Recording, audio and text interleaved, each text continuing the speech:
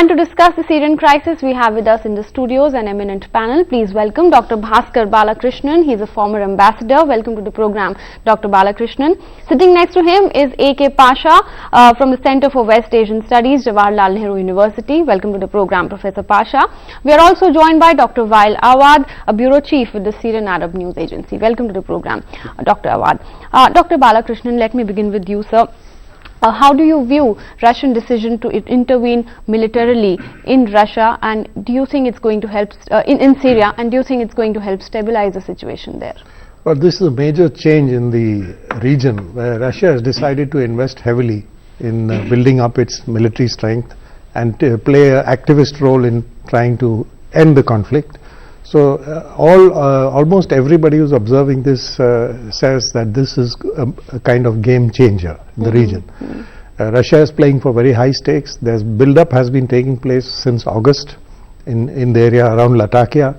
A lot of assets have been moved in, and yesterday and today there have been airstrikes on positions which the Russians regard as a threat to the Assad regime.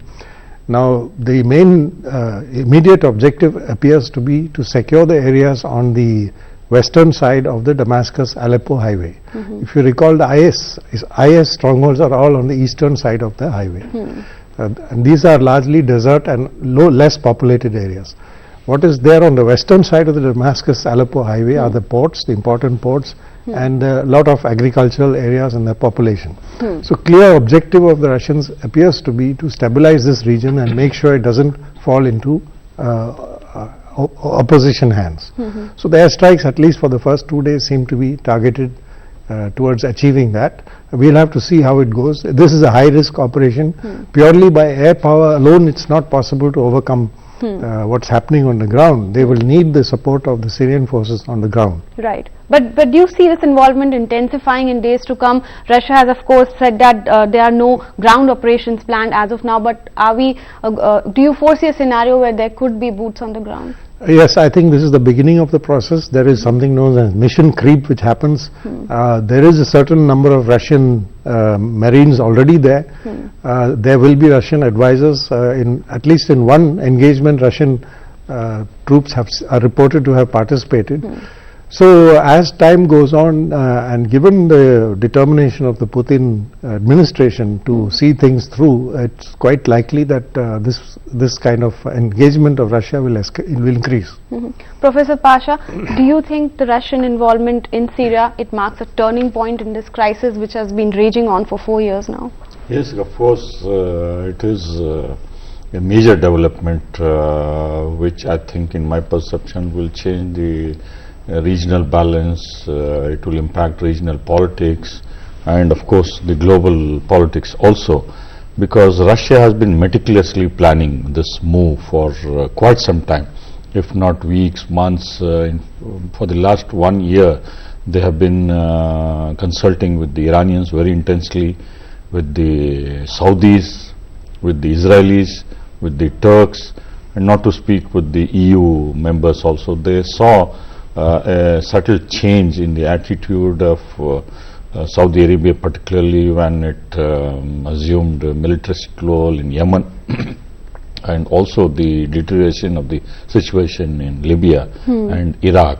So they have planned it out very carefully. Secondly, they have noticed with disturbing trend the expansion of the Jabhat al-Nusra and various other jihadist groups who were supplied very intensively the weapons and training and money, and all the American efforts to pour money and efforts was actually was helping the Islamic State and the Al-Qaeda and Jabhat al-Nusra, because $500 million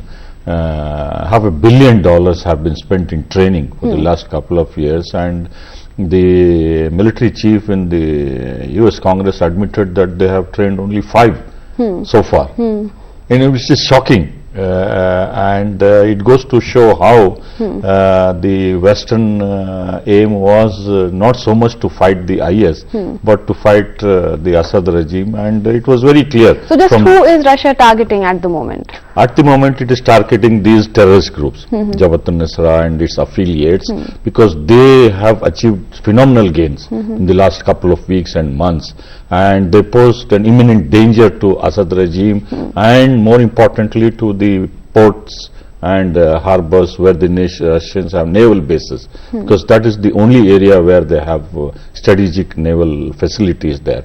So there was this danger of not only Russia losing its foothold in Syrian naval territory, but also the stronghold of the of the Alawites, from where Bashar al-Assad comes from, the entire coastline, for the larger plan of energy which is found in the Mediterranean and the Russian plans to have that access. So all put together, the threat to Assad, the threat to their naval facilities, and it has come immediately after the nuclear deal with Iran and the P5+5, where Russia played a very important role.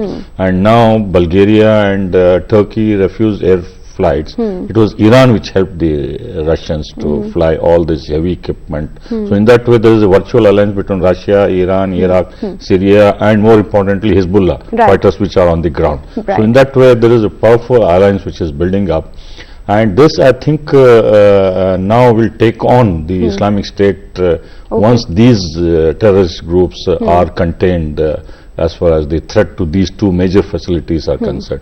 So in that way, the real target is not IS at the moment, but the groups which are challenging Assad's militant extremist groups that are fighting against the Syrian regime. Dr. Awad, you know, Russia has also said that there are thousands of foreign fighters in Syria that came from Russia and neighboring ex-Soviet countries, and they do not want to deal with them when they return to their homeland. Yeah, absolutely. This is actually the Russian move. We have already said it in your channel some time back, that the outcome of the Syrian war will really reshape the international politics and what will be the rule of them in a multipolar world rather than a unipolar. And I think the BRICS will be taking over the you know, the overall inheritance of the international affairs from the European ailing Europe and United States. This is one point. The second point, which is more important, that the Russian had a very long relation with the Syrian government, and they believe that this is only legitimate government of the Syrian government. So therefore they are talking to them. There is a military partnership, the strategic partnership. They were supplying all the Syrian arms to them, and then they realized that the game plan is, as the distinguished guest said, is not only the Syria. Next